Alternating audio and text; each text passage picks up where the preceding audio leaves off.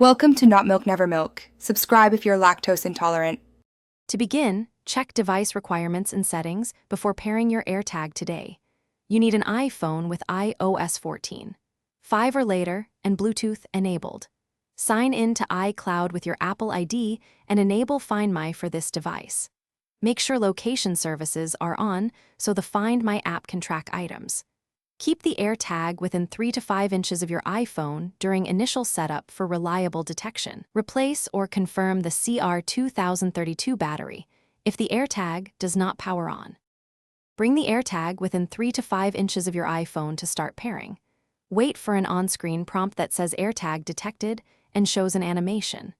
Tap Connect on the on-screen prompt and follow the simple prompts to name your item or choose a custom label. Confirm the registration to your Apple ID when asked so the AirTag links to your account. The AirTag registers to your Apple ID and appears in the Find My app after setup completes.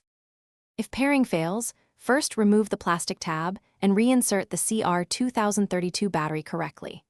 Toggle Bluetooth off and on in settings, then restart your iPhone to clear transient errors. Reset an AirTag by pressing and twisting the battery for 5 seconds until a tone plays, then repeat 4 more times. Remove any previously paired AirTag from a previous Apple ID using the Find My app settings and choose Remove Item. Keep your iPhone updated to the latest iOS for improved connectivity and security. Thanks for watching. If this was helpful, leave a like and consider subscribing. See you next time.